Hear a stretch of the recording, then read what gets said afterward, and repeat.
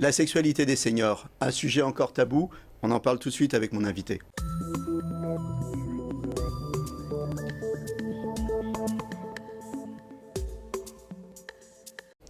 Alors, docteur Alexis Rapin, vous êtes psychiatre sexologue, vous êtes aussi enseignant de sexe à la fac. C'est ça, oui. C'est ça, quel beau métier. Hein. Alors, avec vous, on va parler de la sexualité des seniors. 3 questions rapides pour commencer. Quand on dit sexualité des seniors, c'est à partir de quel âge du point de vue de la sexualité? Alors d'un point de vue de la sexualité, ça va être à partir du moment où on va commencer à avoir des dysfonctions sexuelles qui commencent à apparaître. Hein. Ça va être très variable d'un individu à un autre. Une fourchette, ça peut commencer à partir de 55 ans, voire jusqu'à 65 ans. 55-65, Ouais. on bascule dans les seniors du point de vue de la sexualité. Exactement. Voilà.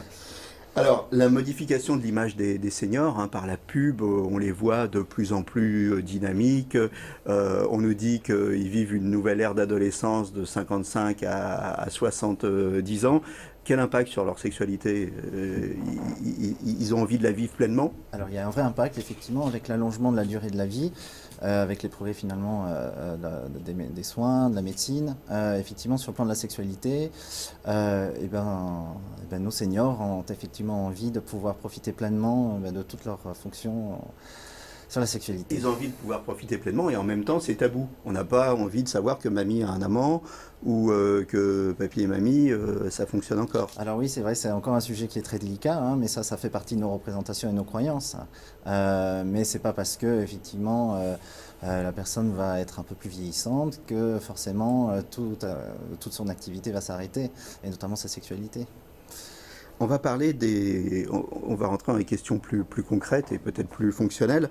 Alors, homme-femme, comment se modifie le désir? Est-ce qu'on a les mêmes envies les uns et les autres avec l'âge? Alors avec l'âge, le désir est effectivement variable, hein. Ça dépend effectivement de l'état d'esprit dans lequel on est, avec quel type de partenaire, et surtout quels sont les besoins qui sont à combler lorsque on pratique la sexualité. Il faut savoir qu'il existe différentes façon de combler son désir. Ça peut être tout simplement du désir d'ordre coïtal ou quelque chose qui pourrait être de l'ordre de la décharge ou quelque chose qui pourrait être plus dans un désir de reproduction ou dans un désir plutôt affectif. Et puis effectivement après en fonction du sexe et en fonction de son histoire personnelle, le désir peut varier. Donc ça dépend en fait. Ok. Et vous, ce que vous observez en cabinet au niveau de la modification du désir, justement? Alors d'une façon générale en cabinet, le désir reste plus ou moins intact. Hein. C'est ce qu'on peut constater, c'est que la libido chez ces personnes-là, chez les seniors, a tendance à rester plus ou moins intacte. Après, ce qui va se modifier, ça va être forcément les aspects plutôt d'ordre technique ou les dysfonctionnalités. Donc, le désir reste intact, ce qui va peut-être changer, c'est la stimulation du désir. Parce qu'on peut avoir du désir et puis il ne s'exprime pas toujours, hein, c'est ça? Alors le désir s'exprime, en tout cas l'envie est toujours là. Après le désir, ça va effectivement dépendre des réponses physiologiques. Mais en tout cas l'envie est toujours là. L'envie est toujours là. Bon, alors, on va parler des problèmes. Problème homme-femme. Problème chez les hommes, l'érection. C'est ce qui vient tout de suite à l'esprit. Effectivement, hein? problème. Et puis comme on est dans une société de performance, l'érection c'est le marqueur de la performance. Alors qu'est-ce qui se passe là? Alors tout à fait, effectivement, il faut savoir que les dysfonctions érectiles commencent à apparaître chez l'homme à partir de l'âge de 50 ans. Il faut savoir qu'à peu près un homme sur deux a des problèmes érectiles à partir de cet âge-là et qui vont aller en s'aggravant avec le temps. La béquille, là, c'est le Viagra, c'est ça? Alors les béquilles, c'est effectivement Viagra, les molécules voilà. qui permettent de maintenir une érection. Voilà. Et il y a des contre-indications là, parce que quand on rentre, quand on est senior, souvent aussi, on a de l'hypertension, on a du diabète, on a éventuellement, on est sujet à des maladies cardiovasculaires. Alors, je pense que tout ça, ça va pas forcément toujours très bien ensemble. Alors, il faut savoir qu'effectivement, ce type de molécules ne peut être accessible que sur ordonnance. Ne peuvent prescrire ça que les généralistes ou les médecins effectivement concernés par toutes les questions de la sexualité, dont les sexologues. Au niveau des contre-indications, finalement, il y en a assez peu. Hein, c'est essentiellement des contre-indications cardiaques graves. Hormis ça... Pas d'excès quand même, on n'en prend pas une pilule de Viagra tous les jours. On peut prendre une pilule de Viagra tous les jours, mais par contre, il faut faire attention au dosage, parce que plus vous allez augmenter le dosage de ce type de molécules, plus vous allez avoir une efficacité, mais aussi des effets indésirables. Et on n'achète pas ça sur Internet, hein, bien sûr. Et on n'achète absolument pas ça sur Parce que Internet on à sait pas cause ce qu'il y a des dedans. produits qui sont falsifiés. Alors, on a parlé des problèmes d'érection chez les hommes. Bon, nous, on a la chance, j'allais dire, d'avoir une béquille, c'est le Viagra. Chez les femmes, c'est quoi les problèmes qui viennent avec l'âge? Est-ce qu'il y a un impact de la ménopause? Est-ce qu'il y a des sécheresses vaginales? Est-ce qu'il y a des choses comme ça? Alors effectivement, l'impact majeur chez les femmes, ça va être effectivement l'entrée dans la ménopause, à la fois à cause d'un impact physiologique lié à la carence oestrogénique et donc un impact au niveau tissulaire et puis un impact aussi psychologique puisque pour elles c'est finalement l'entrée dans une seconde partie de la vie et puis qui se rapproche plutôt effectivement de la fin. Donc, Parce que la ménopause, c'est la fin de la vie de femme. c'est la fin de la vie En de quelque femme. sorte, hein, Voilà, c'est ça? oui, La où fin de elle la est vie. fertile, elle est Voilà, féconde. voilà. Voilà. Donc c'est sûr que c'est un basculement pour elle. Mais après, en ce qui concerne les questions de la sexualité, grosso modo, les dysfonctions sexuelles, ménopause ou pas ménopause, restent plus ou moins stables avec le temps par rapport aux hommes où ça a tendance Donc, il y à a pas un réel s'aggraver. impact, en fait, Donc de il y la a ménopause. assez peu d'impact. Alors par contre, est-ce qu'il y a un impact au niveau de l'estime de soi? C'est-à-dire que la femme, avec la pub, on l'a toujours entretenue dans le culte du corps. Puis quand on vieillit, on sait bien que le corps, il est un peu moins présentable. Est-ce qu'on a plus de mal à dévoiler son corps devant son partenaire, par exemple?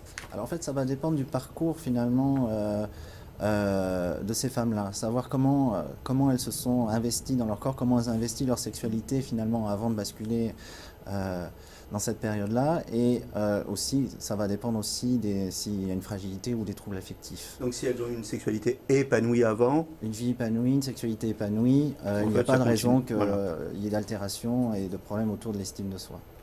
Hormis des troubles dépressifs. comment se modifient les rapports sexuels avec l'âge? D'abord, jusqu'à quel âge on a des rapports sexuels? On a des rapports sexuels toute sa vie. Toute sa vie. Toute sa vie, Ah, alors voilà, effectivement c'est encourageant. avec une qualité qui est peut-être différente et une fréquence un peu différente, mais effectivement, toute sa vie, on peut avoir des rapports sexuels. La fréquence, bien sûr, ça baisse avec Ça l'âge. baisse, effectivement. Alors c'est quoi à peu près? Donnez-nous des chiffres là. Alors, ce qui est assez intéressant, c'était il y a des études qui ont montré qu'ils ont comparé finalement la sexualité des septuagénaires dans les années 70 versus dans les années 2000. Et on s'est rendu compte que dans les années 70, il y avait encore 30% des septuagénaires qui avaient une sexualité, et aujourd'hui, dans les années 2000, dans les années 2000, il y avait plutôt soit 54 à 60% de personnes qui avaient Donc en une fait, c'est sexualité. pas un problème fonctionnel, c'est plus un problème social et puis aussi un problème de bonne santé. On est en meilleure santé à 70 ans aujourd'hui que dans les années 1, c'est ça? Alors c'est vrai, hein, c'est vrai que l'allongement de la durée de la vie, maintenant c'est 82-85 pour les femmes. Et ce qui est important quand même, c'est qu'il faut mettre en balance la période où on vit sans problème pathologie grave. Et la moyenne, en général, c'est autour des 62 ans. D'accord. Le type de pratique avec l'âge, je suppose que la machine est un peu plus longue à se mettre en route, donc un peu plus de préliminaires, un peu plus de... Non? Alors effectivement, les pénétrations sont un peu moins fréquentes du fait, chez l'homme, des dysfonctions érectiles et chez la femme peut-être des douleurs ou des choses comme ça, ou le problème de lubrification. Du coup, effectivement, ils ont tendance à plutôt privilégier tout ce qui va être autour des préliminaires, les caresses, les baisers, beaucoup de moments de tendresse. Hein. La pénétration n'est pas devenue quelque chose d'exclusif. Mais c'est pas pour autant que la durée du rapport sexuel en est diminuée. Alors, mais malgré tout, alors jusqu'à quel âge on a des orgasmes en fait? On a des orgasmes toute sa vie. Toute sa vie. Puisqu'il s'agit d'un réflexe physiologique. Ok. Et donc on s'arrange avec pas de pénétration, mais on s'arrange autrement pour en avoir. Tout à fait. C'est ça. Tout à fait. D'accord. Avec des caresses sur les parties génitales. Et est-ce que la qualité des orgasmes s'altère avec l'âge?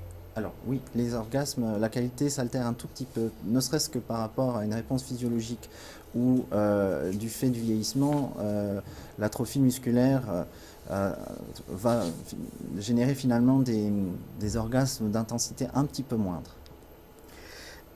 J'ai une question peut-être délicate à vous poser. Les chiffres nous montrent que nous, les hommes, on meurt avant les femmes. Hein, voilà. Donc il y a beaucoup plus de femmes qui sont veuves. Comment on reprend une sexualité après la perte de l'être aimé? Surtout quand on a été, je veux dire, on a fait toute sa vie avec, ça va être compliqué, non? Alors c'est effectivement très compliqué, il y a tout un processus de deuil déjà à passer, mais c'est pas pour autant que la sexualité ne peut pas se faire et qu'on ne peut pas de nouveau rencontrer quelqu'un. Il faut simplement passer cette période de deuil, hein, qui est de l'ordre de 6 mois à 1 an. Et après, tout dépend effectivement des liens qu'il y avait avec la personne. Donc, en tout cas, ce qu'on peut remarquer, c'est que dans les maisons de retraite, par exemple, où, il y a effectivement beaucoup de nouveaux couples qui se forment. Et c'est ça qui est vraiment intéressant, hein. Donc il y a forcément une autre vie après la vie qu'on a eue avec son partenaire.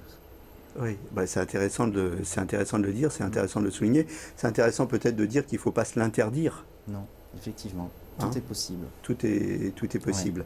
Alors, mais malgré tout, comment on réapprend, quels conseils vous leur donnez à ces personnes qui...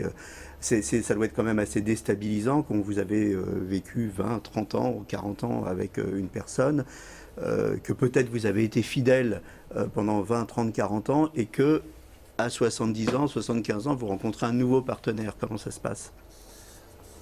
Eh bien, une fois de plus, hein, c'est comme les premiers amours, hein, peu importe l'âge, hein, c'est vraiment... À partir du moment où vous rencontrez un nouveau partenaire, vous allez de nouveau avoir des sentiments, vous allez de nouveau ressentir des choses, peut-être avoir de nouvelles envies, peut-être s'autoriser à vivre des choses nouvelles. Donc, Donc c'est l'amour qui redéclenche tout. oui, j'ai envie de dire, c'est pas une question d'âge, hein, c'est Ouais. vraiment une question de Mais sentiment. vous parliez d'adolescence, les sentiments ravivent tout Les finalement. sentiments ravivent tout, Voilà, et quel que c'est soit c'est ce l'âge. qui emporte le reste. Oui, complètement. D'accord. Alors, justement, seniors, c'est aussi isolement parfois. Alors les seniors et les sites de rencontres, faut y aller, faut pas y aller, on leur conseille. Alors pourquoi pas? En même temps, c'est Pourquoi vrai qu'il y pas? a beaucoup de choses qui sont organisées pour les seniors. Il y a aussi beaucoup de possibilités de pouvoir rencontrer à travers le cadre associatif. Donc, site de rencontre sur Internet, pourquoi pas? Tout dépendra s'ils sont très connectés ou pas. Seniors et fidélité. Ça dépend des valeurs de chacun. Ouais. S'il y en a un qui veut plus et l'autre qui a encore besoin, Ouais. oui, Ça, c'est quelque chose que vous voyez C'est souvent. quelque chose qu'on peut voir, mais c'est indépendamment des seniors, hein, qu'on voit effectivement dans tout le type de couple. Seniors et sextoy. Alors là, bonne question. Ouais. Non, on a finalement très peu d'études. On a voire aucune étude, hein, qui va Aucune étude. aborder effectivement ce versant de la sexualité chez les seniors. Après, en ce qui me concerne dans la pratique clinique et en consultation, c'est des choses qu'on peut aborder. Deux questions rapides pour finir. Si on n'a plus envie, finalement, c'est grave, c'est pas grave. Bon, c'est pas très grave. C'est pas finalement. grave. Faut Non. pas culpabiliser de plus avoir envie. Non, voilà. Voilà. Et puis, Une dernière question pour conclure. Parce on a couvert beaucoup de choses, on a survolé, mais bon. Quid des couples homosexuels qui vieillissent? alors les couples homosexuels, effectivement, ben, ils sont aussi dans les mêmes problématiques par rapport aux couples hétérosexuels. C'est des couples qui sont en général très stables aussi et beaucoup d'affinités. Voilà. Et sur le plan de la sexualité, ben, c'est pareil, il y a aussi des réaménagements en fonction voilà, des dysfonctions qui peuvent se présenter. Je vous remercie de nous avoir aidés à répondre à ces questions finalement qu'on a survolées mais qu'on ne se pose pas souvent et qui restent tabous. Je vous remercie beaucoup. Je vous donne rendez-vous pour un prochain numéro de Capital Santé. D'ici là, portez-vous bien.